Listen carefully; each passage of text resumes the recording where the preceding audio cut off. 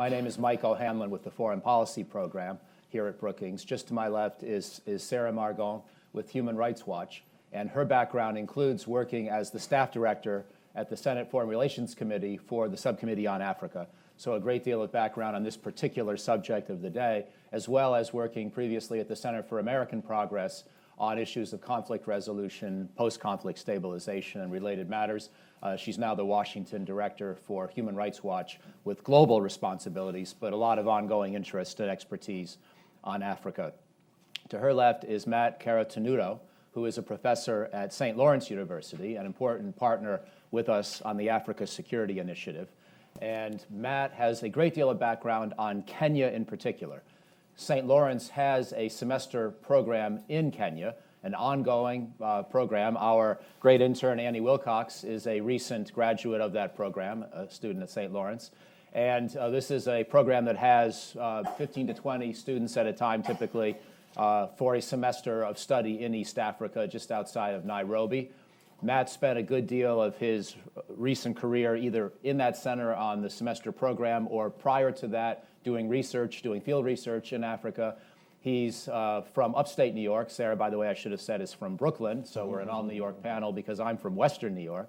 And so we like to think of New York as the great citadel of study on Africa matters throughout the United States. Matt grew up around Albany, got his undergraduate degree in New York State, and then went to Indiana for graduate studies. Sarah went to Wesleyan University for college, and then Georgetown for her graduate studies. Anyway, one more thing to say by way of introduction is that Matt has a book coming out just in a couple of weeks on President Obama and Africa, Obama's legacy in Africa.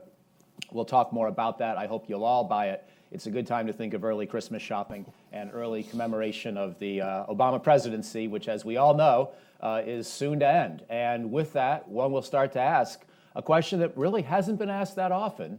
What is President Obama's legacy towards Africa? Interestingly, even though he's our first African-American president, even though his father was Kenyan, we really haven't talked a lot about this question in the high-level American political and foreign policy debate. Now, as my two co-panelists know, we have talked about it some, and a lot of important things have been happening in Africa, and President Obama's legacy and his origins are part of the story, an important part.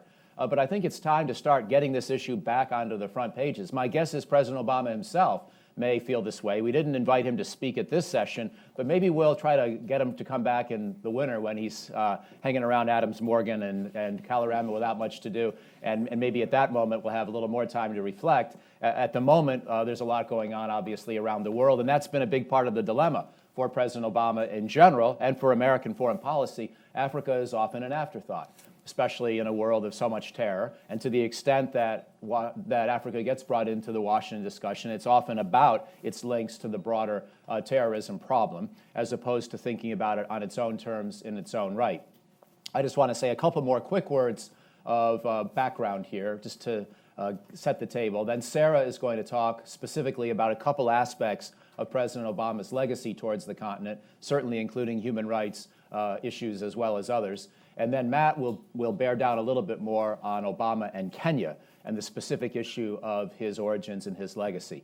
But let me sort of remind you in very broad brush about where we stand today in regard to a continent of well over 1 billion people, headed towards 2 billion, probably going to be the fastest growing continent in terms of population and perhaps economic development in the next couple of decades, and a continent that started to show a lot of promise. So in very broad brush, and I'm talking about 54 countries, and so with apologies for a couple of rounding errors and a couple of oversimplifications, this is a continent that, when I was a Peace Corps volunteer in Zaire in the early 80s, was struggling across the board. And of course, we all know the early post-colonial history of Africa, a lot of civil wars, a lot of coups, a lot of Cold War proxy fights that we in Washington, or we in the United States, contributed towards fueling, a lot of stagnation, economic development models that have largely been abandoned or seen to have not been particularly successful. Those early decades were not easy. And starting in the 1990s, things still weren't easy. We had terrible wars in Rwanda and West Africa, a number of other problems. Ethiopia and Eritrea had their famous, very deadly border dispute. A lot of other issues arose. The AIDS crisis was in full bloom. malaria or chloroquine-resistant, drug-resistant malaria was spreading. There were a lot of things that were very difficult, but nonetheless, you could begin to discern a little bit of progress in Africa in terms of economic growth rates, in terms of democracy and human rights. And you could almost say, and some have argued, that from roughly 1990 or 92 or maybe 95, for about 10 to 12 years, there was a real period of sustained progress across the board in much of Africa. And this is where we saw, for example, 15 to 20 countries begin to reach the ranks of some type of democracy. This is where we saw economic growth rates continent-wide pick up to something in the range of averaging 6-7% a year in real terms. Now that was measured against a population growth rate of 2 to 3%. So the per capita income wasn't rising as fast as those numbers would suggest, but nonetheless, there was a positive trend line. And that continued into the 21st century. But in the same time that that's been going on, we've also had in the last few years in particular a bit of a regression on overall progress towards democracy. There's been slippage. Freedom House says that Africa sort of peaked in terms of its overall number of governments that are democratic or near democratic around 2005. There's been some backsliding since then, maybe lost about 5 years worth of progress, and things are more like they were around the year 2000, 2001. I think they score roughly 10 countries as mostly free, 20 is partly free, and 20 is not free. And that's a very broad brush, for about 50 of the 54 countries that we're talking about here. Economic growth rates have declined, partly because China's need for commodities has been reduced. And so the growth rates that were around 7% continent-wide are now more like 4 or 5%, which is barely enough to improve standard of living. We've, of course, had controversies about China's role.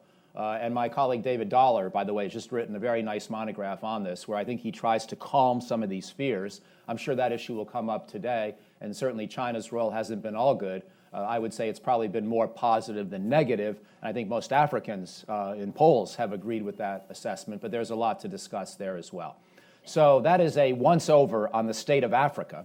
And again, with apologies for the oversimplifications, but now I'd like to turn towards a once-over on thinking about President Obama's role, and for that I will turn to Sarah. Again, we know that President Obama's had to deal with wars in the broader Middle East, the rise of China, the resurgence of Russia, global financial meltdown, and all of the domestic challenges. So Africa has often been something that he wanted to do more on, but was frustrated perhaps in his time and resources that were available for this. There was the very notable Africa Leaders Summit a couple of years ago here in D.C., but that happened to coincide with the Ebola outbreak. And so even when he's tried to do positive things or tried to get the attention back towards Africa, other things have gotten in the way, and that's sort of where we are today. So the big picture question, in addition to the question of how is Africa doing, is how has President Obama managed to influence the course of events there, and what legacy does he leave for his successor?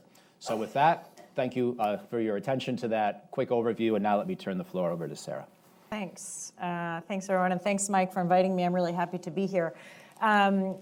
I'm going to talk in, again, broad brushstrokes, and I am quite sure that at least one person in this room will be able to refute everything I say and have an alternative reality to what I put forward. So you're welcome to do that in the Q&A.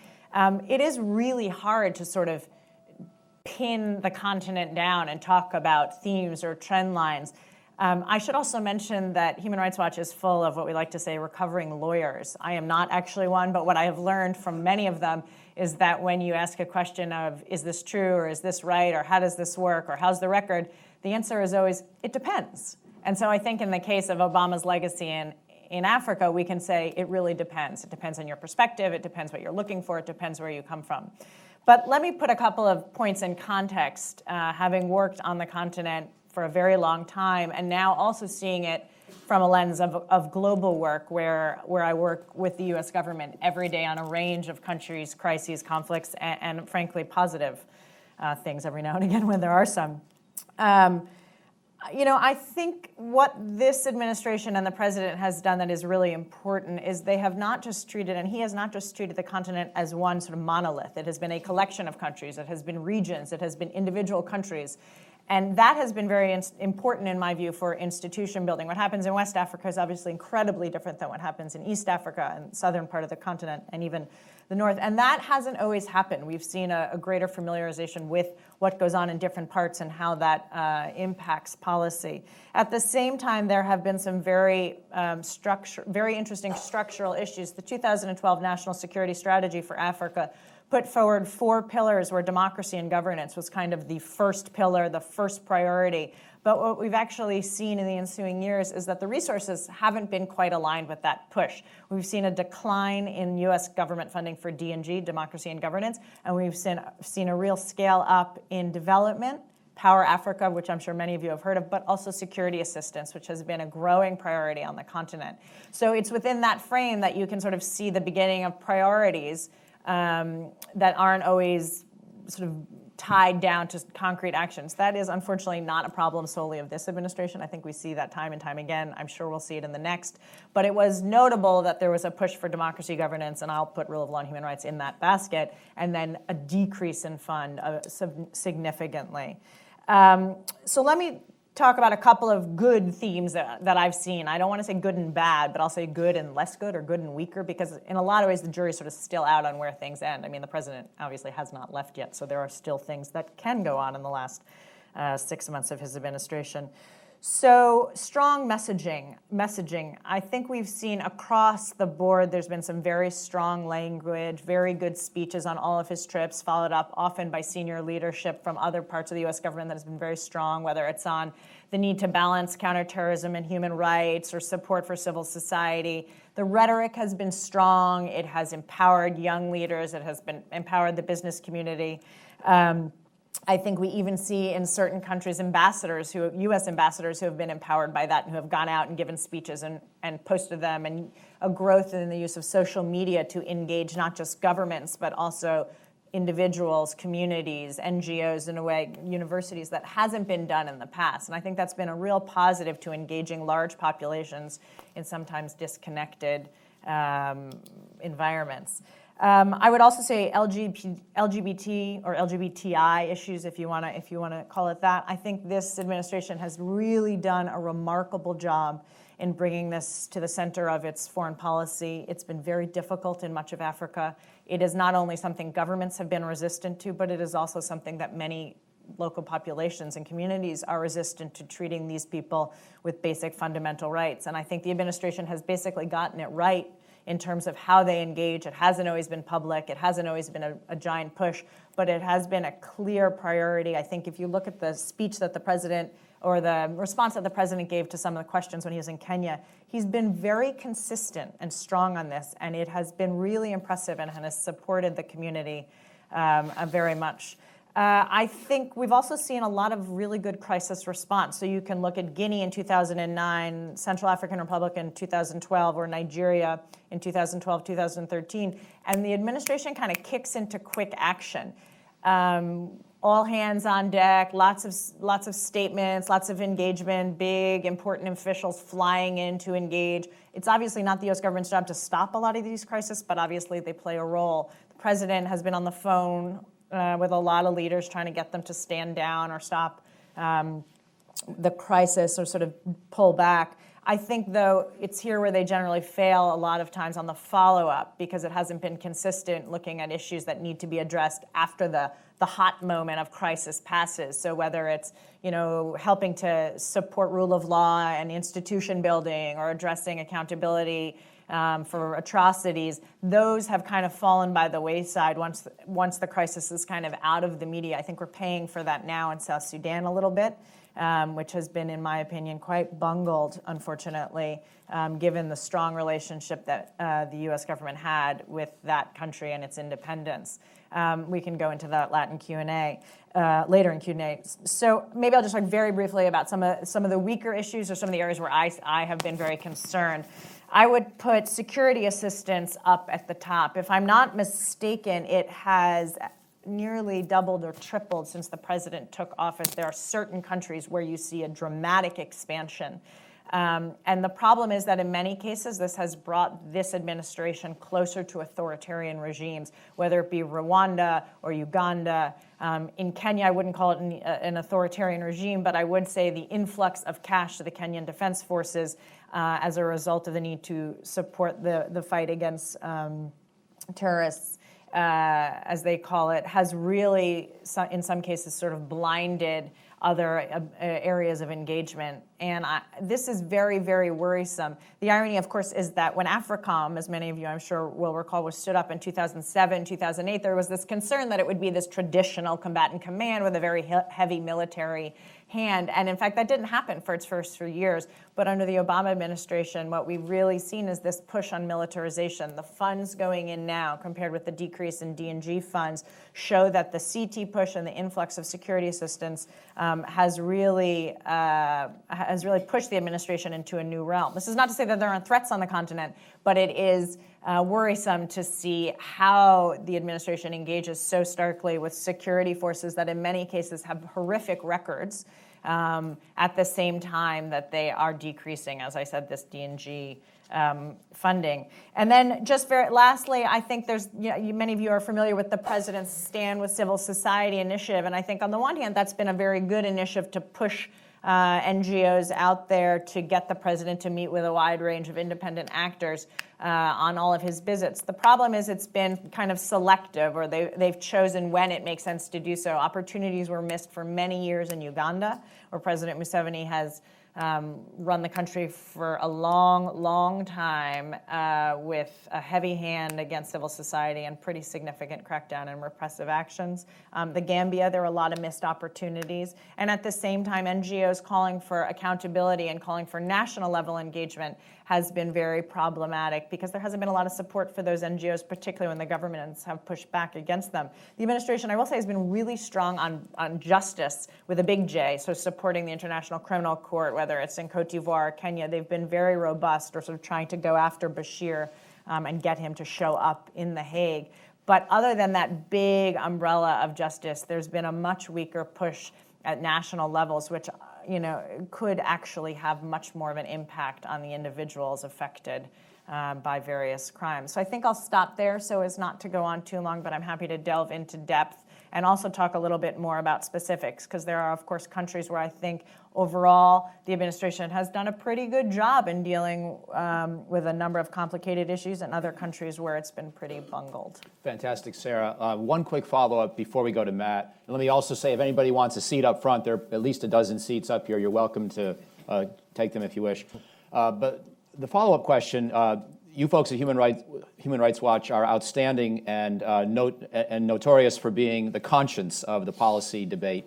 And so when I hear you sort of say as many positive things as critical things about President Obama's Africa legacy, that sounds like a pretty good grade coming from Human Rights Watch. Is that an unfair way to summarize it? Obviously, I know the details are what we want to talk about, but I'm just trying to put it all together and try to just have one simple, bottom line takeaway. And it sounds like on balance, you're saying there's been a fair amount of good, even though there have been also a lot of shortcomings. Is that fair? I would put it there for now. I do think there have been a lot of shortcomings, and you could argue that some of the shortcomings have been so dramatic. I think the push for security assistance and the alignment and support with authoritarian regimes is what's going to really be a problem going forward. And that's only just beginning now, so we don't see how that's going to look down the road. So that's what really concerns me, and could in the end trump, no pun intended, all of the positives that I have mentioned earlier. Human Rights Watch often gets this reputation as being sort of unfair or complaining or unjust, but I think what we're trying to do is show an honest picture. And so when things are good, we are very happy to say they're good. We are happy to say, hey, this worked, this was the right approach, and you incorporated human rights issues into your larger national security policy. And look, it worked, amazing. You didn't think short term, you thought long term, you thought about the big picture, great. Right. We're just not known as well for saying that all the time. Thank you. So, Matt, let me turn to you, and please tell us a little bit about your book project and the themes that you think are relevant to this big picture question of Obama's legacy in Africa. But just love to hear about the book. Congratulations on its forthcoming publication. Please, over to you. Yeah, thanks, Mike, and thanks, Sarah, and thanks to Brookings for inviting me. I'm a historian, so I think, to approach this topic, we have to also think about it in the historical context. Did the Obama administration inherit a sort of legacy of African policy from former administrations? I'd say yes. that, to echo what Mike and Sarah have said, African policy or African issues have not usually been at the top of foreign policy initiatives. And so to make that a part of the, sort of priority of the foreign policy initiative would have been a very difficult task for any president, including the first African-American president. There's also a history of dealing with sort of the language of foreign policy debates about Africa that I think are important, and there has been some efforts to try to change that in thinking about the African continent, not just a continent of crisis, in need of help or saving, or thinking about development as a term as a synonym of westernization of various institutions. But there has been a continuity in terms of the militarization of African policy in the past. We've noted AFRICOM. Other initiatives that have come into play during the Obama administration very much took lessons from the recent past, from the Bush administration, and continued them. And so we have to think about these kind of issues as we move forward in that historical framework. Myself, I came into this topic by mistake. I am a specialist in Western Kenyan history, where Obama's father and his paternal heritage is. I was doing my dissertation research in 2004 on Luo ethnicity, the community of which Obama's father is from, and I started getting questions as early as February of 2004 about this boy from Chicago. I didn't even know who he was, to be honest, at the time, but I saw basically a interest in Obama hit Kenya in particular before I think it really hit the United States. And so there was a moment, there's an opportunity there. And witnessing it from sort of the elements in 2004 all the way through his senatorial visit in 2006, all the way up into the present, and including the 2015 historic visit to Kenya, there's been a real opportunity here in thinking about it. But it's often colored, I believe, by the politics of history and the politics of his heritage. So I think his African-American identity has been an asset abroad, particularly on the African continent. That diasporic tie in direct ways has made him readily received, and 2008 and 2012 were a moment of celebration across the continent. I mean, Kenyan press deemed Obama Kenya's gift to America in 2008, including a national holiday for the country. Okay, so this is not something to just dismiss, but I think there has been some lost opportunities, and it's often in the way that he has been sort of weaved into African history or Kenyan history in that way. And as a historian, part of the issues of my book is to really kind of see how American audiences and global audiences were often introduced to Kenyan history, African history for the first time through the Obama story, and the ways that it was politicized on both sides of the spectrum. The famous son of a goat herder narrative that was used by both his political opponents and his political supporters in propping him up. And I'll just give one example. In 2004, during the presidential elections, I was in Nairobi and invited to the U.S. ambassador's residence for their traditional election party. And this was when Obama won his senatorial campaign in Illinois, which really wasn't a contested fight, as many of you would know. Okay? And when he was announced as the winner, the U.S. ambassador went over to a particular contingent led by a Kenyan politician named Raila Odinga, who at that time was wearing a giant American flag tie and a huge Obama pin. He had a very high-level audience, and he congratulated him as if his brother had been elected to the Senate of the United States. So the U.S. ambassador at the time, William Bellamy, did not sort of declare this a victory for Kenyan-U.S. relations or African-U.S. relations more broadly. He fit it very distinctively into the local politics of ethnicity, where Raila Odinga represents the Luo community from which Obama's father is from, and the ways that he has been perceived in that area, he has had to work against any perceptions of favoritism. And I often think that this, one of the things we can't dismiss when we talk about his Africa policy, and particularly in his relationships to Kenya throughout his administration here, is his political opponents' portrayal of him too. Even as far as, I think, 2011, there was a CBS New York Times poll that said 25% of Americans still believed he was not born in the country. 45% of registered Republicans believed that at that time. So to think that that didn't have an impact, even though I think the president and the administration often laughs at it, often mocks this birther narrative that's out there. I think it's actually quite important when we think broadly about the legacy and how that maybe allowed him to not engage or delayed the engagement until the second term. And I think I'm sure in Q&A we can talk about the first term versus the second term in terms of level of engagement. In 2015, on the eve of his presidential visit to Kenya, the first of sitting president to ever visit Kenya, the New York Times interviewed David Axelrod, and David Axelrod basically said, of course, Donald Trump running around talking about him being born in Kenya impacted our engagement with this particular part of the country. I didn't even need to ask that question. The idea that these kind of things in the back of the room are there, I think, are also important as we kind of move forward. I'll be happy to talk more about the specifics of the Kenya example. I think I'll stop now. Well, thank you. That's great. I want to follow with both of you on a number of issues before we go to all of you for your thoughts and questions. And let me begin with Kenya a little bit more, and you, Matt, and then ask Sarah about that country as well as a few others, because we are trying to make sense of a whole continent's worth of history. And with apologies to countries I'm not going to list, we know there are probably 6 or 8 or 10 countries that tend to get most of the news, that are the largest countries or the most politically significant or historically the most significant. And Kenya maybe straddles the line, but since we're talking about Obama and we're talking about Kenya in that context today, we'll certainly include it. So I want to make sure we talk a little bit about Kenya, Ethiopia, and I think President Obama stopped in Ethiopia on that same trip last year and got into a little bit of trouble for commending them on the state of their democracy. There are a lot of things going well in Ethiopia. We did an event with one of your colleagues a few months ago on Ethiopia. I'm a big fan of Ethiopia. I think, however, one has to be a little bit more guarded in maybe the praise for the current state of politics. But nonetheless, we can come back to that. Certainly, we should talk more about Sudan, and Sarah mentioned that already. Certainly Nigeria. Certainly Democratic Republic of Congo, and then South Africa. There are other countries one could add to the list, but I want to make sure we talk a little bit about those. And we can do it either individually or more broadly. I wonder, though, Matt, if you could start with Kenya, and you could talk a little bit about how Kenya's doing, in your mind, politically, in terms of human rights, which I know Sarah will comment on as well, economically, and what this Obama moment has really meant in the context of broader trends that are underway in one of East Africa's most important countries.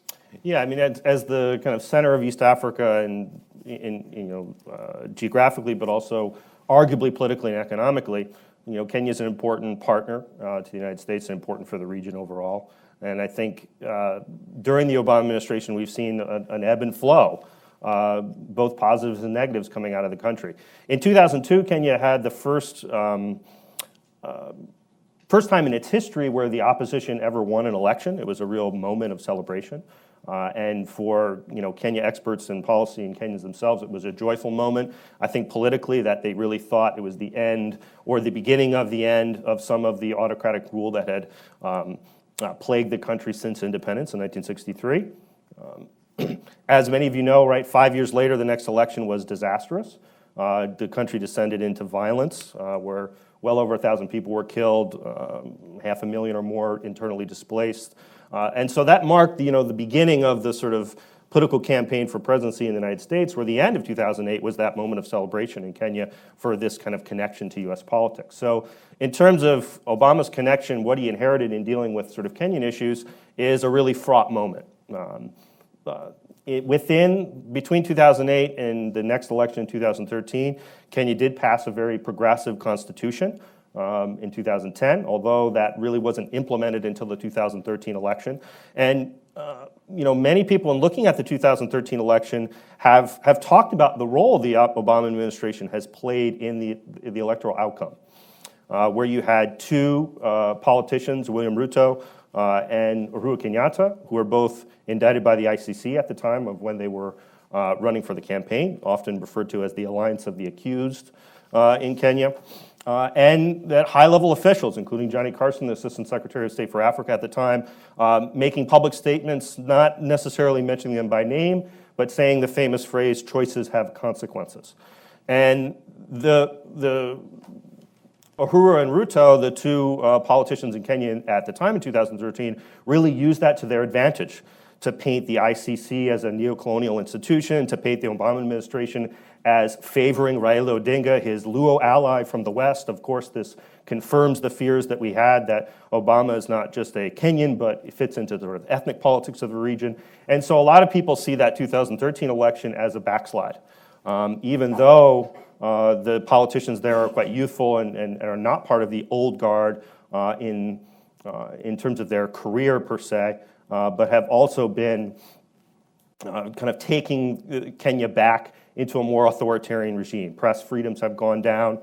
There's been some human rights abuses, particularly in dealing with how the Kenyan state addresses the terrorism issue and the Somali question, and we can talk more about that. And of course, during this, the first term and then particularly the second term in office, we've seen the regional issue of al-Shabaab in Somalia.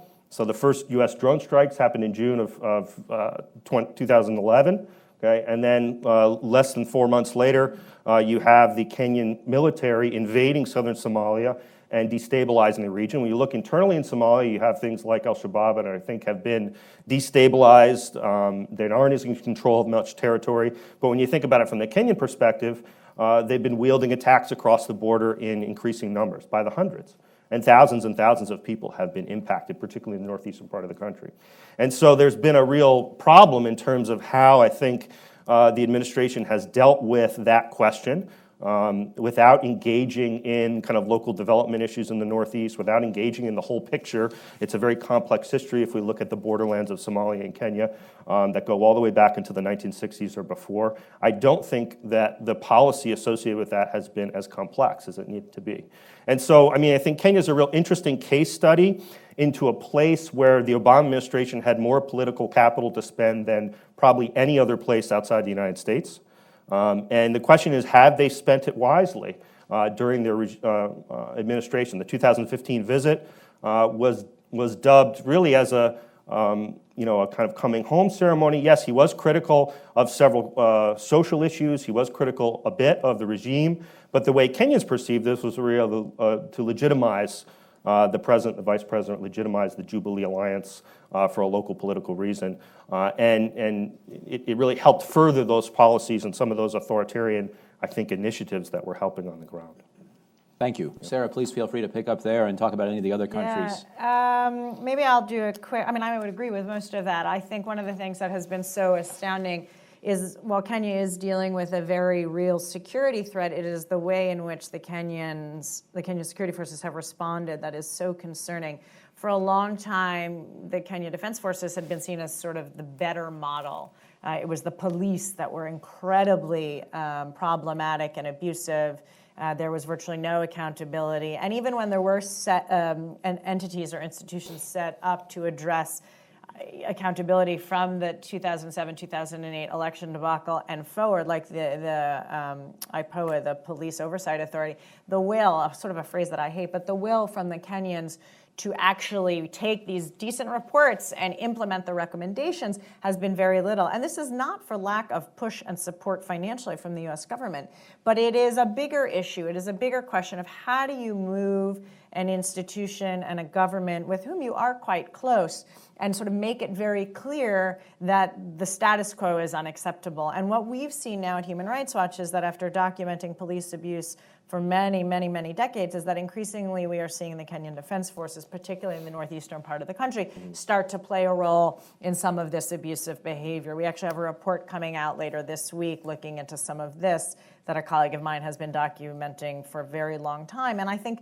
the concern is that counterterrorism isn't a justification for abuse. It isn't sort of this pendulum swinging question where, okay, things are getting worrisome, and so the policy needs to focus solely on security. Within the benchmark, if you will, of security and human rights, there's a middle ground. And one of the things that I've always found so strange about U.S. policy towards Kenya is that if you take a look a little bit north and west to Nigeria, U.S. policy has been very different. And in some cases, Nigeria has been battling some of the same problems. They have this growth of threat from Boko Haram, which is in many cases absent from Abuja. So people in Abuja don't really feel it in the same way I think that people in Nairobi don't feel the threat in the same way. But U.S. policy had been prior to the Buhari election, decidedly cautious. And in fact, the escalation of rhetoric was much stronger than I expected. Now, you could argue that the Nigerian security forces were just so bad that there was no way the U.S. could engage and support them. That government was so blatantly corrupt and abusive, and so outside the scope of what the U.S. could engage with, that they had no other option but to move towards punitive engagement for the most part, and basically cut off almost completely the mill-to-mill relationship, while still supporting and engaging with a much more robust civil society that had engaged and actually coalesced in a way that the Kenyan civil society has yet to do. But I was struck by it because it wasn't as if the abuses that were going on in Kenya when it comes to security forces were any less problematic. I don't want to compare apples and oranges, but it's worrisome. And what it does is it really alienates local populations and local communities. In both cases, it was predominantly Muslim communities that were feeling really alienated from the central government, many of whom had not had a lot of engagement with rule of law, basic fundamentals of sort of a governing authority. And so it struck me as very interesting to say, well, the U.S. actually can take a position of strength, and they can engage and sort of say to the Nigerians, and you can have lots of senior government officials fly in and say, before we engage in any meaningful way on this, you need to have a functional election. Now, of course, the question in Nigeria is, well, they did have a pretty remarkable election. The Nigerian people spoke. It wasn't without some flaws, but comparatively to other ones, it was quite impressive. So what has actually changed in Nigeria that would lead the U.S. to engage in a different way? What about all the benchmarks that President Buhari threw out there last summer, basically a year ago when he came to visit? Have those actually been met? Whereas in the Kenyan sense, we know that most of those have not been met, and the U.S. policy sort of chugs along as it were. And in fact, I think what we'll see is an ongoing scale-up of security assistance in Kenya to fight the terror threat, and meanwhile, a very concerning role from the Kenyan Defense Forces. So it's an interesting parallel. I've spent a lot of time in the last couple of years working on Kenya and Nigeria, and have consistently been surprised to see the differences in U.S. policy, which is good. I mean, that means there's a nuanced policy across the continent. But if you look at them and sort of say, well, why here and not there?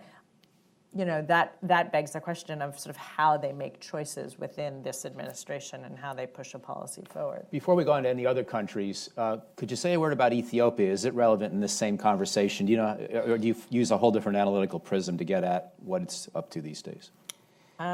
This one gives me a lot of heartburn, I gotta say. I actually think the U.S. policy towards Ethiopia has been pretty terrible. I would give them pretty low marks if you want to say it that simply. I think the president, I understand the interest in going to visit the African Union, and I think the speech that he gave at the African Union was a pretty remarkable speech that resonated across the continent. But articulating that as a visit to Ethiopia with a meeting at the African Union was the inverse, in my opinion, of what it should have been.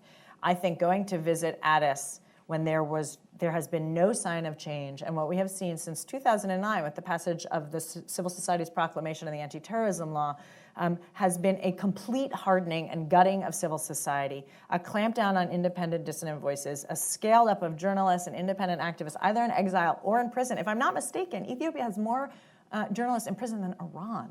They even have more now in prison than Eritrea. So, which in comparison, we know the Ethiopians don't really want to be part of. So to me, the fact that the president would go to Ethiopia is astounding. This is a presidential visit. This is not something that you just do sort of because you happen to be in the region. There's a reason to go. And we've seen virtually no change in Ethiopia since that time. In fact, we've seen over the last couple of months these protests that have been met with excessive force, not just from local police in the Oromia region, but by the federal police, with indications and examples of torture for potentially something that's been supported by the U.S. government. So to me, it's been a very bungled policy, and there's not a lot of room there for the U.S. to give them a pass. So let me ask one more question, then we'll go to you folks, you good folks here in the audience. And obviously, we're just trying to take different ways of getting at Africa writ large with some focus on certain countries. I want to ask a little bit about the question of elections and how we deal with the phenomenon of benign, lifetime, democratically elected, quote unquote, forever leaders. And it's a big problem. We know we saw people like Museveni and Kagame, who have already both been mentioned today, do good things in their countries when they came to power, certainly compared to what had happened before. And even Kabila in my old Peace Corps country of DRC, well, at least there was an element of quasi-stability, at least in politics, for a while. And now we can't figure out how to persuade these folks to step down when the time is right. And it's not just the Mugabes of the world. It's because I think the Mugabes of the world, to my mind, are in Africa today less and less the problem, because Africans themselves have figured out in many ways how to put pressure on those people with support from the international community. There aren't as many of those people left. There are a few.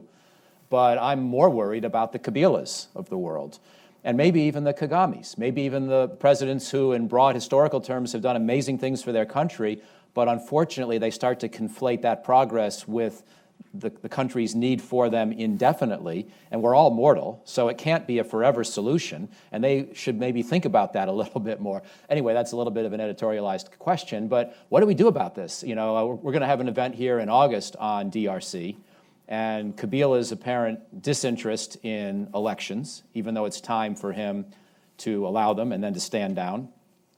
One last point I'll make is that I spent a lot of time the last few years on Afghanistan policy. And for all of his many, many flaws, at least Hamid Karzai did one thing. He stepped down after 2 terms. Now, in his case, it was required by the Constitution. And he also knew that the United States was not going to tolerate him trying to change the Constitution. But he could have tried, and he didn't. And somehow he's stepping down, but the Kagames and the Musevenis aren't. So what do we do about this? And why don't I go ahead, Matt? We'll start with you, and you can talk about Kenya in particular or wherever else. Yeah, I think part of the issue is linked to this policy of using proxies, right? And using, in terms of the fight against terrorism, which has dominated U.S. policy in Africa in a lot of ways, and particularly, if you've mentioned Kagame and Museveni, are both sort of allies in conflict resolution writ large, right? But it's very problematic when you think about, for instance, Uganda and Rwanda's role in the DRC. Particularly the eastern part of the DRC, their historic role is either fueling that conflict, playing sides off of each other, profiting from it. Even if they're donating troops to peacekeeping missions in Darfur or Somalia, and at what point does those relationships sort of come into balance? And I think it is a moment where you have time to sort of push back.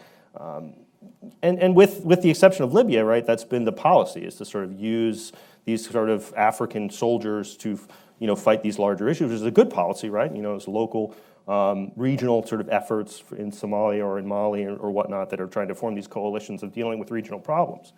But to the expense, right, of that criticism of these lifetime dictators. I remember being in Rwanda in 2013, and there being an interview with Kagame, and anytime a president starts talking to himself in the third person, it's a problem, right? And he said, well, only Bob Dole should be allowed to do that.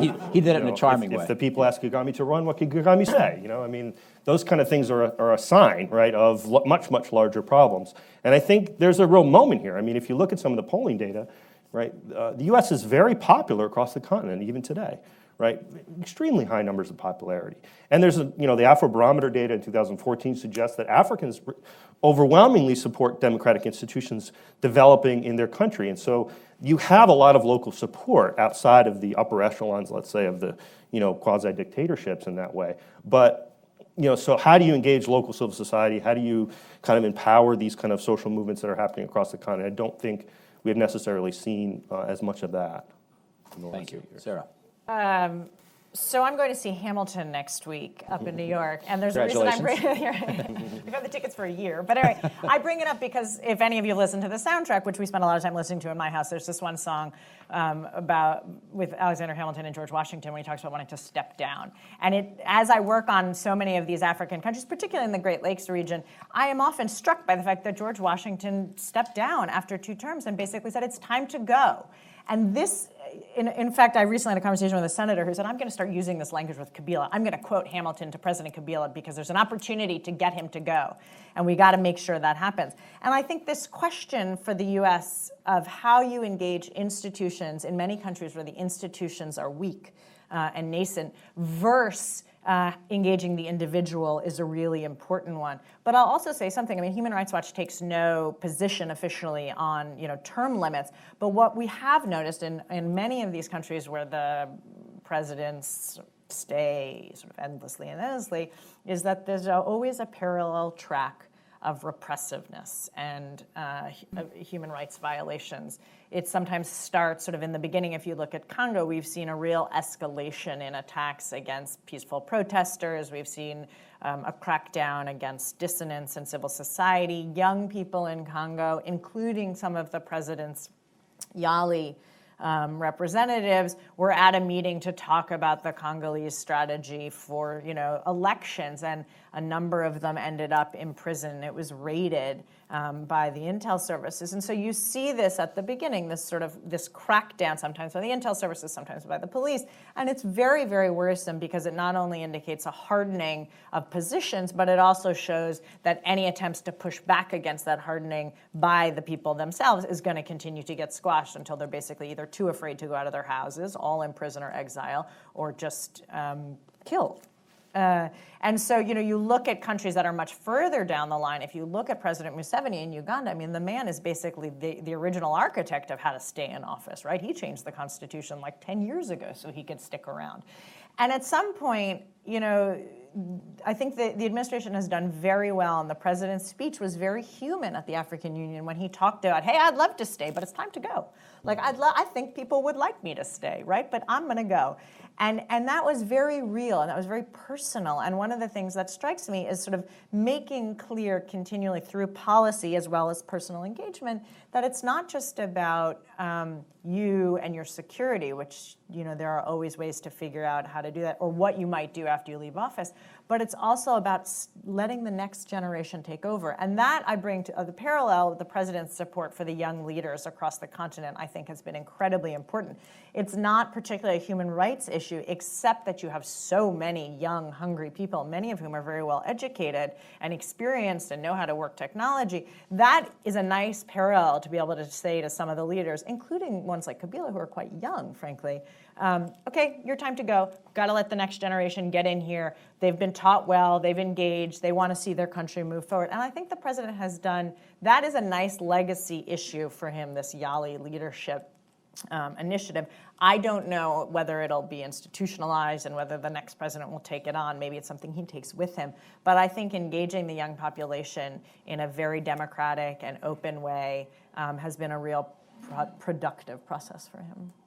Well, I know, actually, I'm going to follow up. Matt wants to ask one thing, but I realize Human Rights Watch doesn't want to take a position on term limits, but it's starting to strike me more and more that maybe the U.S. government should, because if we have this play in our policy, where as long as something is constitutionally allowable and within the checks and balances and laws of another country, we tolerate any number of terms, which is essentially our policy, I think, then it allows people to decide for themselves if they're, essential to their country's future. And in Afghanistan, we had no such willingness. It was very clear, and I think it was an essential element of our policy. I can't imagine the Afghanistan mission, wherever its troubles, still being sustainable in any way if Karzai were in his third term.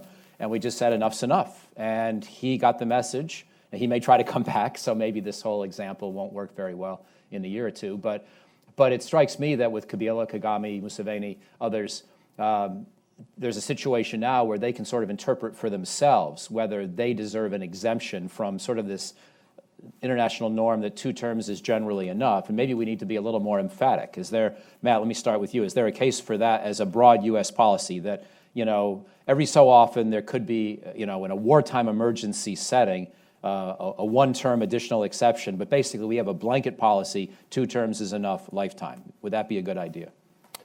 I think a lot of Africans probably would support that idea. At least, the people I talk to in East Africa, I think would. If you think about it in the context, I was thinking about the Kenya case and President Moi stepping down in 2002 after 24 years of autocratic rule. It was like a wonderful moment for Kenyan democracy because you didn't have an incumbent trying to either rig an election with violence or running on any sort of particular platform. Yes, he did favor a particular candidate, but it was a real moment for, I think, people to think about change. And so when that issue of incumbency is taken away at particular moments, it seems to be a great moment for the country to think about that.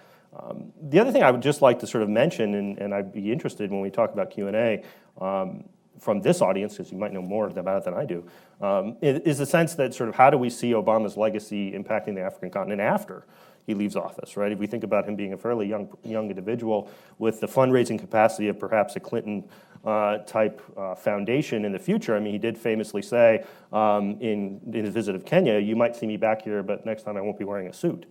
I doubt that, but he won't be wearing a suit. But I do think that we'll see some engagement with him after he leaves office, and I have no idea how to predict what that would be. I just want to say, I mean, one of the things we've seen in the Great Lakes region is leaders have gotten smarter, right, and more nuanced in how they go about extending their terms. So it's not all-out war anymore or conflict.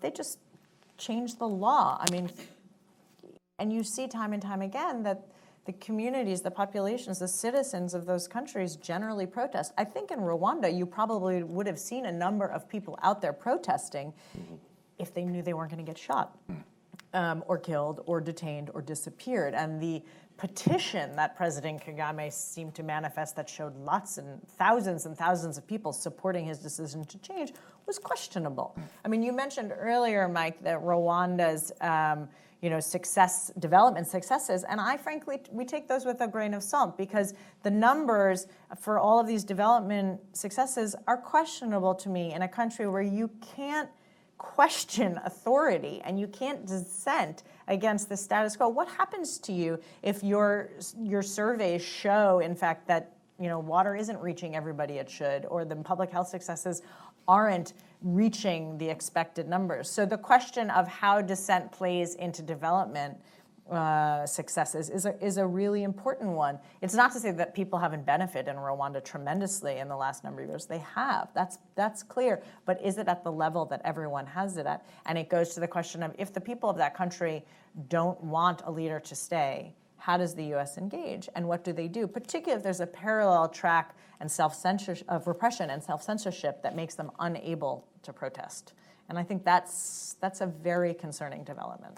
Thank you. Let's go to you folks. We'll take 2 questions at a time. Please identify yourselves. Just if you could keep it just to 1 question per person. We'll start here in the first and second row, and then go to round 2.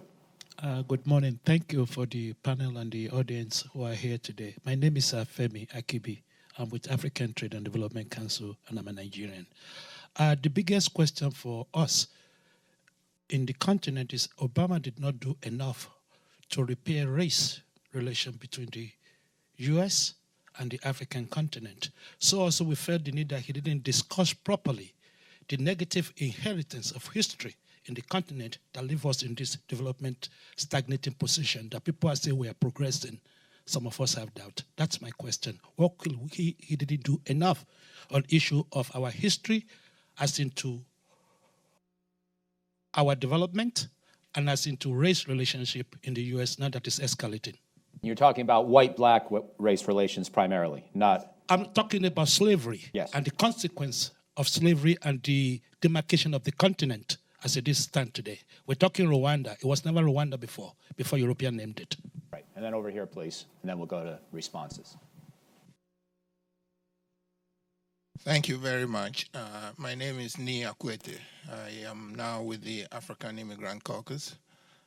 I think the discussion has been just wonderful. The only drawback is the time has been way too short. There are so many aspects to come at it. There are a few things to, disagree with. But I think, Mike, your last question about U.S. Relationship with these undemocratic regimes in Africa, I think that is key. I will take exception to the fact that it is because of fighting terrorism. That is true. But U.S. history of embracing dictators in Africa goes back before Africa became independent from apartheid. I know you worked on that and other things. So it's a habit that the U.S. has of engaging dictators thinking that you can do business with them quickly. And my argument then is to change that, it will have to come from public opinion in this country to insist that us being a democracy, we have no business propping up dictatorships who are doing all kinds of horrible things on the continent. Don't leave it on the Africans. The U.S. policy has to be changed from here. I wonder if you agree or disagree. Thank you. Thank you. Matt, do you want to start and take either question, and then Sarah and I could go? Yeah, I guess when you look at some of the speeches, to take the historical question first, you know, when you look at his visits to Ghana or his visits to Gorée Island in Senegal, I think there was an acknowledgement of that past, of the colonial past, of even the legacy of slavery, but you know, trying to undo that from that perspective, whether it's through reparations or whatnot, I don't think there has been that engagement in a lot of ways. But I think one of the lost opportunities that might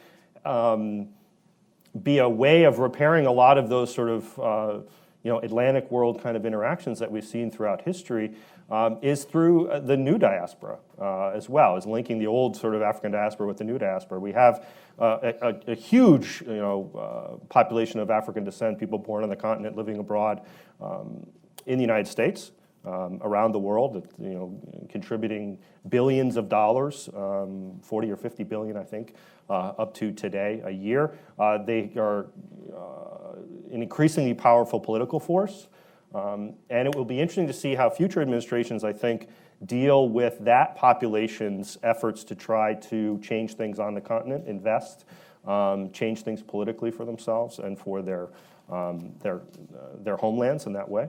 I know that there are several contingents, you know, trying to get voting rights. Definitely in the Kenyan context, there's a large contingent of diasporan Kenyans here in D.C., of course, that are looking to try to, you know, be able to vote, have a representative abroad. I think that's a dimension that we have to consider when we think about sort of identity politics and historical connections. That is going to be an increasingly important one moving forward. Maybe I'll stop there and let you fill in. Please. Maybe I'll just quickly on the embrace of dictatorships. I don't think it's so simple anymore. I wouldn't say that there is a consummate embrace. I mean, even in the case of Rwanda with President Kagame, if you look at some of the public statements over the last 3 to 5 years from the State Department, there has been increasing concern about the direction that country is going in. Is it enough? Have there been consequences for the hardening of authoritarianism there? No, but it's not quite so simple. One thing I do think is you talked about stability, and I think as you see the Pentagon's role on the continent grow, it's much easier and perhaps more important for the Pentagon to have a stable partner than it is for sort of State Department, which engages, you know, not just governments, but also academics and civil society and business. And so I think this is going to be an interesting dynamic going forward because this president has enabled a lot of private partnerships, has encouraged entrepreneurial development across the continent. And so how that plays out in a counter to that traditional stable government and how these Africans push back against that is going to be, I think, something very important to watch. And frankly, it could be quite a positive legacy of building up both the young and the entrepreneurs who are intolerant of that kind of support. Thank you. Go to a second round. So here in the fourth row, and then we'll go over here to the third row. Actually, we'll take three this time, so we'll take both of you after her. Hi, my name's Sierra. I'm a legal research fellow with the American Bar Association. My question has to do with refugees and IDPs. They outnumber Syrian refugees 3 to 1 in sub-Saharan Africa, and we've sort of seen how the West broadly has responded to this. And I think, unfortunately, like this issue will just continue to be overlooked, especially as there's this emphasis on counterterrorism and other security issues. So I was wondering if you could elaborate on that. And then we'll take both these questions over here, please, together, and then responses. To the lady first. My name is Hannah Zadig. I'm from the Life and Peace Institute based in Addis. I would say that U.S. foreign policy engagement has been quite robust kind of at the bilateral level and also with some of the strategic sub-regional organizations such as IGAD, for example, in the Horn of Africa. But sitting in Addis and engaging with the African Union on a very consistent basis, I would say from my perspective, the U.S. engagement at the continental level, and especially vis-a-vis the AU, has been relatively weak, especially as compared with the Europeans and especially the European Union. And even China is inching in and building buildings, etc. So symbolically, Obama gave his wonderful speech, and the US does have an ambassador to the African Union, but I would still say that the engagement has been weak comparison to the bilateral efforts as well as with other international actors. If you agree with that picture, what do you believe the rationale is for not as not coming in as strongly in terms of supporting continental level efforts and continental level organizations. Thank you. I'm Dave Rabinowitz. I'm retired. And I was wondering, foreign policy is generally implemented by the Department of State. And very often it's initiated by the Department of State. And I'm wondering how much of this African policy originated in the White House versus at the State Department, and which entity has the better record? So would you like to start and take any one of the three, and we'll see if maybe we can each take one? Or So on that last question, the honest answer is both I don't know and it depends, because I'm not on the inside. I think in some cases the White House has really been in charge of policy. I think that has been particularly true around presidential visits and in the run up to them. So on his trip to Kenya and Ethiopia, there was, a lot of advanced planning where they sort of took the bull by the horns. But I'll also say the U.S. ambassador in Kenya is quite strong and has really led on policy for a long time. So it's been one of those rare examples where you have not only state leading, but you actually have the ambassador on the front line, so to speak, doing the leading, which I have found to be very positive. I would also, again, say that I think the Pentagon is increasingly playing a role. This is not something I have been worried about in the past couple of years. I was worried about it almost a decade ago, but I have now come to be reconcerned about the Pentagon, the combatant commanders' role on the continent, not in and of itself as a bad thing, but how they engage with authoritarian regimes, security forces that are worrisome, and how they work collectively with state, not to mention all of those agencies that, of course, are in the dark and we don't know about on the continent. The question, I think, your question about the AU and regionals, my best guess is that it's a question of effectiveness. So IGAD and the question of South Sudan, that was obviously the regional entities, the regional governments playing a role. I know there's been a very big push in this administration to work more with the AU, but they've hit a lot of speed bumps, and we've seen in a number of areas that they have been less than effective as a body on the continent. And so I think it's probably a question of both resources and effectiveness in terms of that type of continental versus regional engagement. Matt, the refugee question's still there, and whatever else you. Yeah, I think the state, I would probably argue again with the kind of increasing militarization of African policy, you have the Department of Defense that's more involved than they may have been in the past, and sort of taking away some of those discussions that may have been more forefront at the State Department. I think the White House had to push issues because African affairs were never at the top of the agenda. So unless the White House pushed it, it wasn't going to reach that level internally in those debates. In terms of the refugee question, I think it is a very important one. And IDPs, internally displaced peoples, is a big issue. If I take East Africa, for example, many of you might be following the current debate of Kenya deciding to close one of the largest refugee camps in the world, in Dadaab. Basically have used it as a threat to gain more money from the international community for funding. Have some real security concerns with either radicalization within that refugee population or the poorest border regions and trying to secure it, so I can acknowledge that. However, their efforts to basically close this camp by the end of the year really flirt with sort of violations of international law. And so where has the public been, where has the international community been to really be vocal opponents of that? And I think it's been a relatively weak response with even the UN making some sort of concessions towards these Kenyan demands recently. And so I think it's an example of some of the problems of dealing with the refugee situation in a variety of regions. Of course, each region has its own complexities and own issues. But if you take that as an example, the security relationship with Kenya, and their involvement in Somalia seems to be trumping. Again, the ability to really engage with these human rights questions in terms of refugees and their own security on the ground. I'm going to add one more point before we go for another round of questions, which I'm glad for the attention to AFRICOM, and I share a number of the concerns in theory, but I also want to make the perhaps politically slightly incorrect statement that I could also see in some ways that Africa policy hasn't been militarized enough. And here's what I mean by that. We have let Libya stay in chaos. And the number one reason is because the White House did not want to stay engaged in Libya after the overthrow of Gaddafi. There is an enormous irony. And I'm a supporter of President Obama on balance. I voted for him twice, and I've written more favorably than unfavorably about his foreign policy. But there's an enormous irony in the person who came to office lambasting George Bush for having had no plan to stabilize Iraq after the overthrow of Saddam Hussein, overthrowing Gaddafi with even less of a plan for what to do afterwards, except hope the Europeans do it right. And so in this case, what we needed from the get-go, and still today, is a more serious concept for development of regional security forces in Libya in particular. And at this point, I'm not even sure you can do it at a national unity level. We have a colleague in Italy who's written a paper on the Brookings website about how we may even need to think about autonomous zones in Libya at this point. It may be too late to realistically aspire to a national army or police, at least in the short term. But I think we actually have been too willing, and this is not because of AFRICOM, it's because of the White House. We've been too willing to just let chaos reign in Libya. One more point I would make, and again, sort of building off this slightly flip comment of mine that we haven't militarized Africa policy enough. As many of you know, the Department of Defense's top goal in Africa for decades has been to minimize its role there.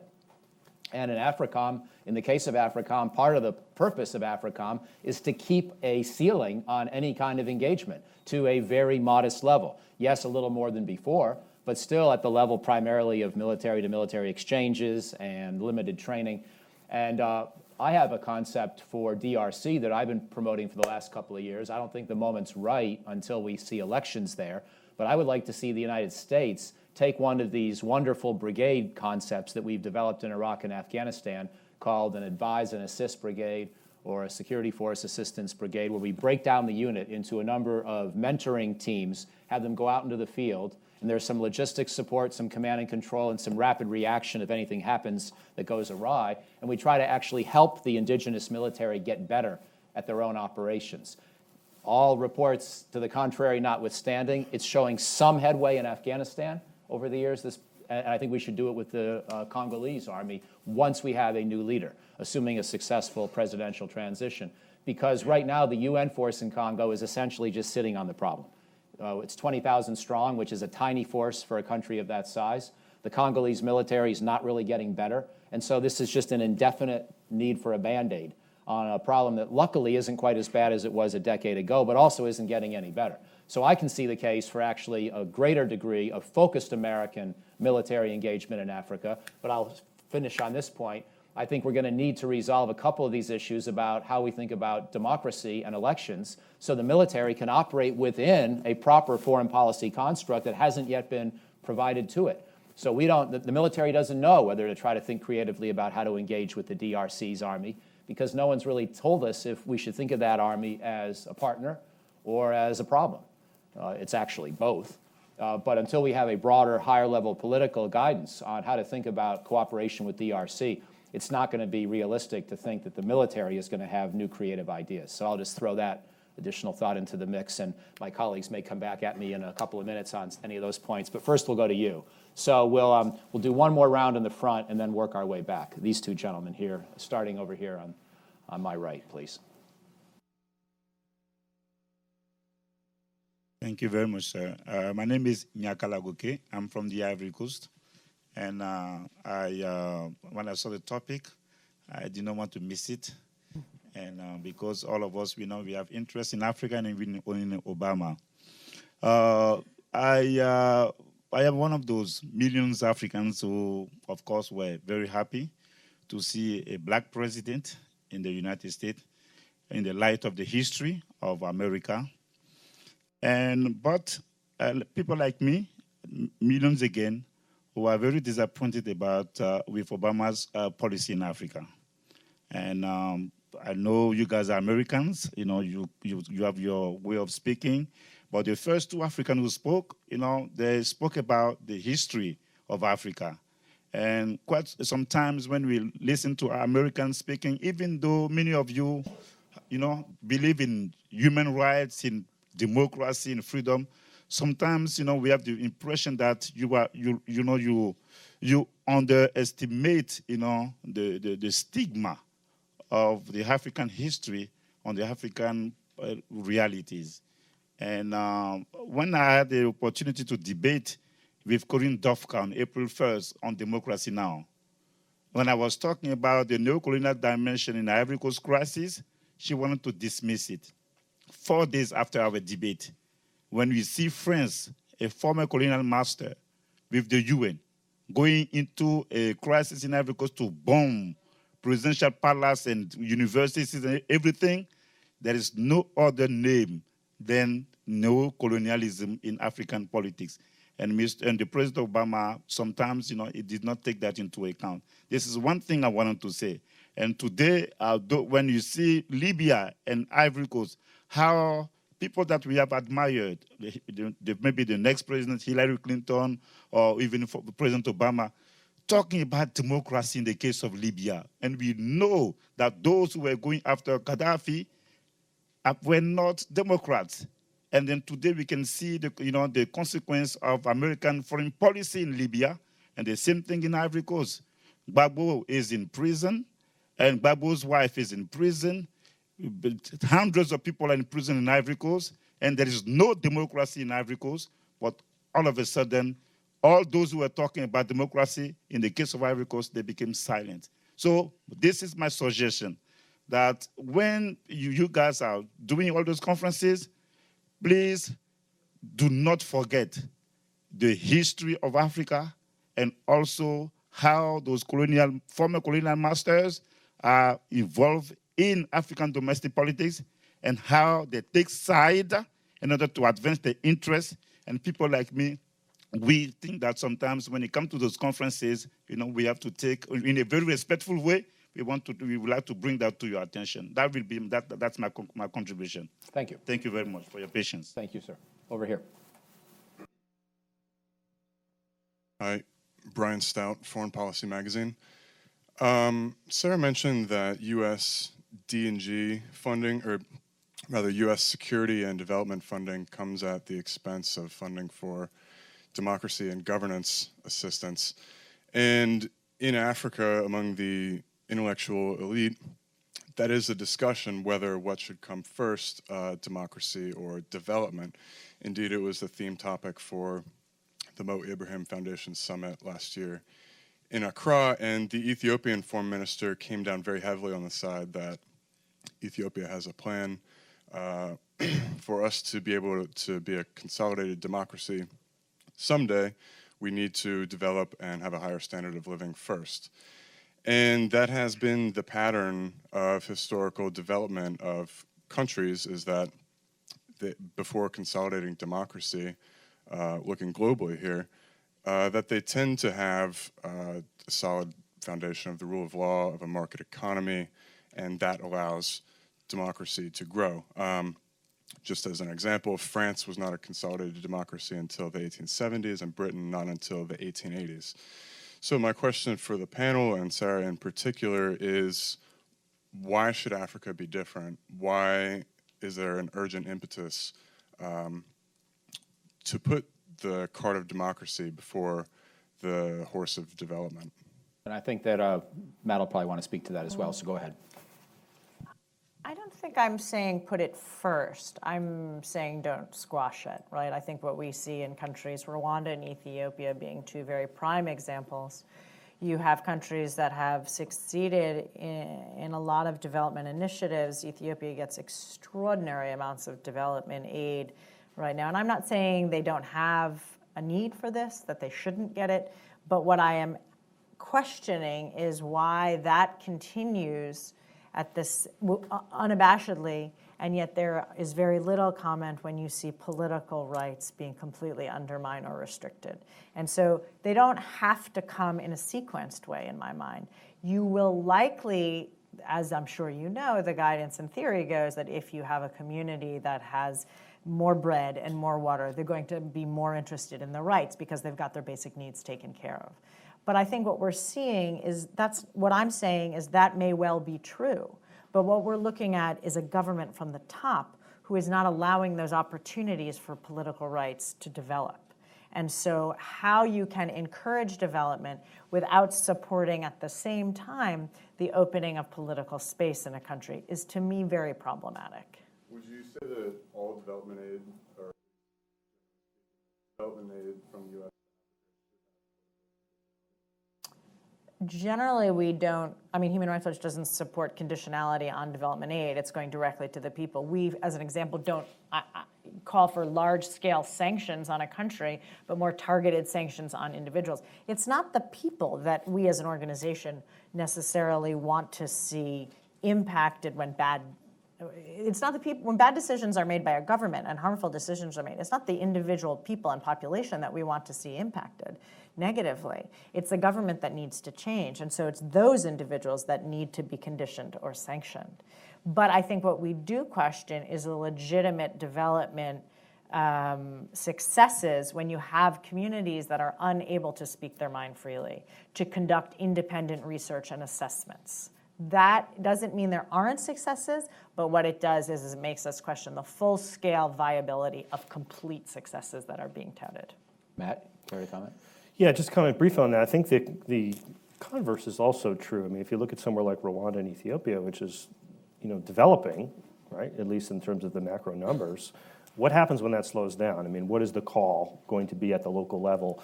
Are they going to accept the kind of, autocratic rule that someone like Kagame is wielding when the country is not moving forward at a pretty rapid rate? I mean, if you look at the early 1990s at the end of the Cold War and the sort of removal of some of the aid packages to these, big, dictatorial leaders of the post-colonial era, that coincides with a real local push for democratization at the local level. And so it's because the economy was in crisis in places like Kenya in the late 1980s and early 1990s that you get one of the reasons is you get the push for multi-party politics.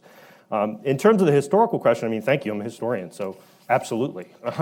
Colonialism and the legacy of colonialism is a real thing and something we cannot dismiss. We're only 50 years removed from it. The players are still there. Both, why is France leading the charge in Francophone African, security initiatives? Well, obviously, because they have post-colonial, economic and political interests in their former colonies and maintaining that influence. And we need to always be aware of that.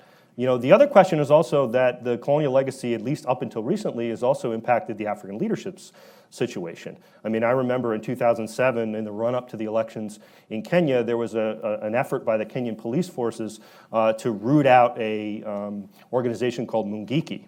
And they used a technique where they basically surrounded a slum called Mathare one day, and they decided to round up all the young Kikuyu men as guilty until proven innocent. Now, that was led by the Minister of Defense in the Interior at the time was a former colonial officer who had been in power since independence and actually was in power during 1954 when the British led something called Operation Anvil in Nairobi, where they basically surrounded the city and over the course of several weeks rounded up all the young Kikuyu men during the Mau Mau crisis and arrested them. And so where were those techniques hounded? Where were they talked about? We have to kind of think about them not just in the perspective of abroad. And I think, for instance, when we mentioned AFRICOM, right, the rollout to AFRICOM in 2007, and particularly was very much about what? This is a neocolonial institution. And I think Africans had a point, right, in thinking of it that way. Is this the United States military playing a much more active role by forming this organization, particularly off the continent, in thinking about it this way? So I think the historical dimension, thank you for raising it, I mean, is very important and we can't dismiss it.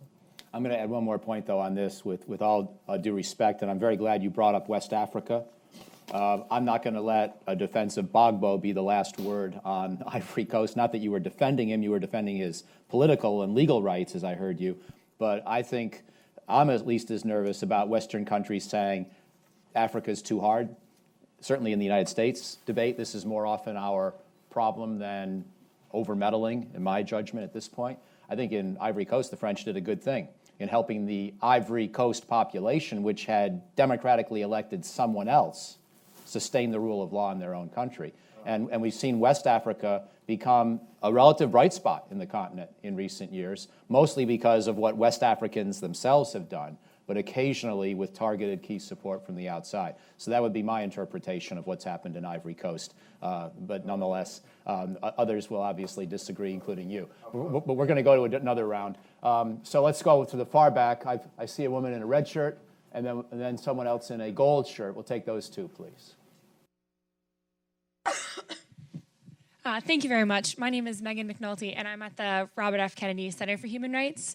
And so I wanted to go back to the political rights and human rights that we as America, but also President Obama's administration, have not been able to secure or help secure. And you've mentioned several times Ethiopia and missed opportunities and Kenya and Nigeria. But I'm also thinking of times where our political ties have overshadowed those human rights, specifically Morocco and the Western Sahara and our kind of lack of attention and effort there. And so I'm wondering what we can do. So we've talked about what has happened and what President Obama has done or not done. But in the last 6 months of his presidency, as well as whatever administration is to come, where should we focus our efforts? If we are to avoid a neo-colonial concept or kind of theme of actions, where does that take us and what does that look like? Thank you. And then one more question here. Yes, ma'am. Good morning. I'm Joyce Cacho, principal of Adenura Advisory, an independent strategic advisory firm. I've been living and working on Africa since 1977. Don't ask me my age. So, two questions. In reference to, in the opening statement, Sarah, you referred to D&G funding going down and the militarization of the budgets that do go to Africa. And as a person that has a bit of a longer perspective on Africa and where it's been and where it is today, how it got there, I got concerned on how D&G messaging was delivered to the continent without acknowledging the short history of the United States in D&G. And as the messengers didn't know their own history and their own perspective, they delivered it in a form that said, it's a static thing. One of the great speeches amongst the many of President Obama was to remind us that democracy is a process that continually needs the citizen and the citizen's responsibility to improve. I am hoping that in November we all take that very seriously here in this country.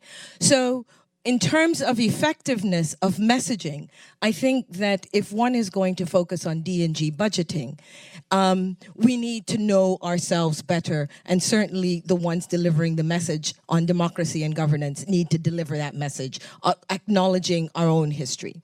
Secondly, as one looks at the budgets, I wonder, you hinted at it on the private, the emergence of the private involvement in the young leaders.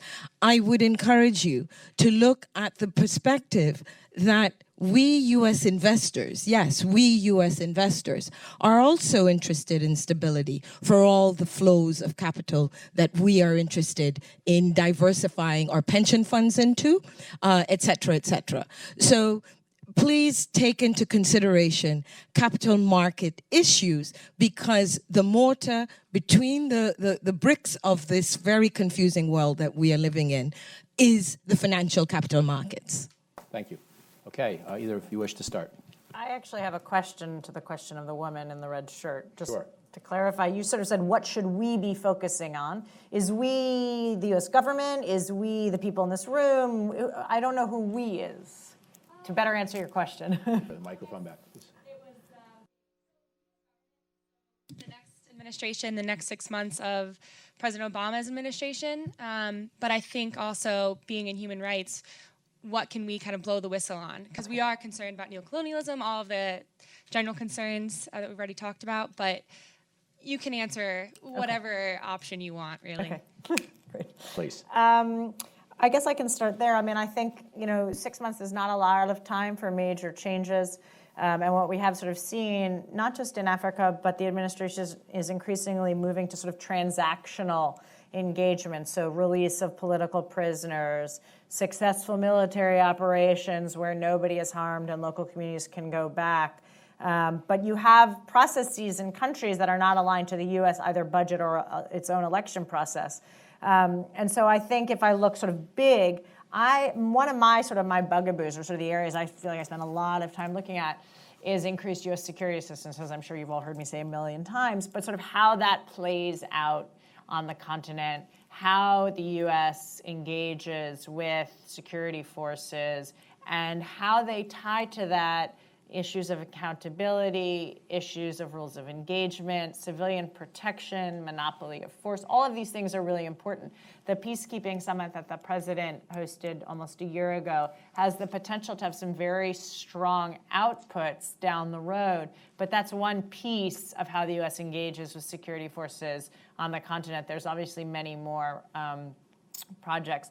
So that's A, and then B, I would say civil society support. And here to your D&G question, it's a completely fair point. When I think of D&G funding now, I think of U.S. support for civil independent, real independent actors, a whole range of them who look at sort of the more difficult issues like accountability, transparency, basic rights, lawyers who are supporting political prisoners, that type of support, but also independent media, using new and creative tools to engage in increasingly restrictive environments. That type of support is so important. Yes, getting political prisoners or journalists out of jail is always wonderful. It's wonderful for them. It's wonderful for their families and friends. But it seems often that once somebody comes out of prison, there's someone else swept up in the process. And so it's looking at how the U.S. can do a better and in some cases more creative job of providing that support to those groups so that they can flourish and be the ones who can keep a check on the government in question. Yeah, just a few things. I mean, I think if we look at history in the perspective of sort of recent U.S. policy history, I mean, in the last years of the last two administrations, we've seen some pretty big African initiatives come into focus. AGOA comes into focus in the later years of the Clinton administration, which has just been renewed. I think that commercial diplomacy has to be an integral part to engage those entrepreneurs at the local level. But if you look at the history of something like AGOA, you have it heavily favoring oil-producing states and South Africa in general. So it's not regionally balanced. It's not across the continent that these kind of programs are being felt. Right in the later years of the Bush administration, you have the big push for HIV/AIDS funding, which has seen some impact. I think Nigeria saw a 500% increase in funding over the last 10 years and has seen a decrease, a sizable decrease, roughly 18% of HIV/AIDS infection rates. So there is you'd have to look closely at the correlation of those two numbers, but there is some precedence for pushing for some big African policy initiatives during the last kind of years of a presidency. In thinking a little bit about, what to do, I think also supporting, I'll agree with Sarah definitely, that supporting, local media expression, freedom of expression. One of the things we haven't mentioned is during the Obama administration, we've seen the proliferation of social media across the continent. And African actors really being kind of civil local journalists in that way. I mean, I was watching in real time, the opposition leader in Uganda being arrested for just standing outside of his home. So did others. Even though there was a block by the Ugandan government on social media, people found a way around that. And supporting those kind of initiatives, I think, really do increase local dialogue and have shown that not just sort of, supporting local initiatives, but even supporting Africans' image abroad and how it's being portrayed. Some of you may have remembered in 2013, 2014, up until the presidential visit to Kenya in 2015, CNN got quite a bit of flack for calling Kenya a hotbed of terrorism. And one of the biggest pushbacks was from Kenyans with the hashtag Someone Tell CNN. They mocked that organization, so much so that a vice president flew to Nairobi to apologize, which shows not just the power of that social citizenry, but the power of an emerging market like Kenya for CNN's bottom line. So, I mean, that's a powerful kind of tool, I think, moving forward that we haven't necessarily talked about, but, successive administrations are going to have to deal with. Well said. I think we'll look for one last wrap-up question and then see how quickly we can get through it to finish up more or less on time. So let's see, the woman here in the white dress, see if your question can bring us to tying it all together. Lolit Mesfin, Gimbot 7, Movement for Democracy. This is specifically a question for Sarah. You mentioned the Obama policy in Ethiopia has been terrible. Thanks for saying that. That's what a lot of Ethiopians say. Anyway, we have lost complete hope with this administration. So this administration is a lost cause as far as Ethiopia is concerned. What is your now, as you might be aware, Senator Cardin has introduced a resolution, very strongly worded resolution, that's co-sponsored by a who of the Democratic members of Congress. And so going forward, it's a message not for this administration, but for the next administration, because something has to change in Ethiopia or else Ethiopia is going to implode. I mean, the status quo is just untenable in Ethiopia. So working on Ethiopia for a long time, you know it as, you know, front and back of your hands. What's your recommendation for the next administration, whoever that might be? I will take one last quick question for Matt. If anybody has a final last quick question for Matt, and we'll give them each the floor one more time. And if not, then I'll just, okay, sir. And then we'll finish up. Hi, I'm Jack Faraday. Dr. Kirtanudo was my advisor in college, so go Saints. We didn't plant you there, don't worry. So I'm just going to piggyback off the refugee question from earlier. You mentioned the Dadaab situation. Is there a path forward for citizenship in Kenya for those people? Is there a productive role that the administration can play, the current administration can play? And because, you know, keeping people in perpetuity in camp isn't a solution either. Thanks. So Sarah, and then Matt, and we'll be done. Thank you on the Ethiopia question. It's a really tough one because as Addis plays an increasingly central role on the continent, I don't expect the next administration, whoever is in office, to change significantly U.S. policy to Ethiopia. And so I think policy change lies with Congress, and the introduction of that Ethiopia resolution in the Senate and a similar one in the House, actually, to me were indications that they have gotten engaged again on Ethiopia policy. It was the first time we saw any standalone legislation, even though it's non-binding, since 2007, 2008.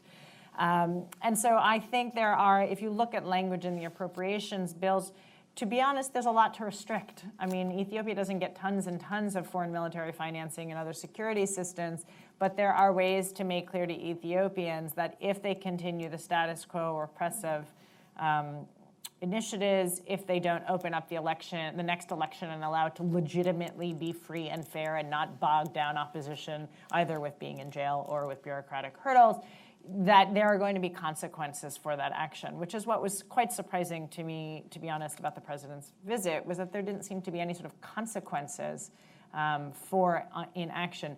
The two laws that are on the books really work, as you know well, hand in glove to make it virtually impossible for anybody to stand independently. And there has been a lot of conversation about opening things up, but yet unless those laws are either amended or repealed, I don't see how that's going to happen unless they suddenly fall by the wayside and stop being implemented. And so I think Congress needs to drive this policy forward in the way it has done with many other policies on the continent, Sudan and now South Sudan. It has been for many years Congress that pushed forward. As many of you will remember, in like 2004 and 2005, it was Congress that pushed forward on Darfur and South Sudan more so than the administration at that time. So I do think that Congress is going to have to stand up and play an increasing role on Ethiopia U.S. policy. I just want you to all remember, you heard it here first, a defense of Congress's role in foreign policy and at least a muted applause for some of what it's done recently. Matt, over to you for the last word. I think the refugee question, particularly in Kenya, is a very important one in dealing with that. You know, Dadaab is an issue, but it's an issue that's targeting a very specific community. And we'll be clear that this is an issue that's targeting the Somali community. There's a huge ethnic Somali population in Kenya itself who are indigenous to the northeastern parts of the country, as well as, I think, very limited efforts by the Kenya administration for a variety of reasons, one of which is funding. It's to support a refugee camp that has at times been at the size of 500,000 is an enormously expensive and difficult endeavor. So I do have sympathy for some of the security issues that are being, are there, but are not solely there. I think it's a much, much larger question, and I think, the international community should engage with sort of regional settlement issues. I think if you polled people in Dadaab, would they like to become Kenyan citizens and be able to settle? I think you'd get a large number of people that would say yes. But let's be honest. I mean, we think about the refugee question in Kenya, as the Dadaab camp is being talked about as being closed. There's another big camp up in northern Kenya called Kakuma that's actually expanding. And so it is not a comprehensive refugee policy. It is a policy I think some people are thinking about that the Kenyatta and Ruto regime are trying to use as we were getting tough on security in the run-up to next year's election because of the horrific terrorist attacks that have occurred in Kenya under their watch. And so I think it's a much more complex question like that. Well, don't forget to buy Matt's book, which will be available very soon. Don't forget to look for Human Rights Watch's report. Thanks to all of you for coming today. Please join me in thanking the panel. Thank you.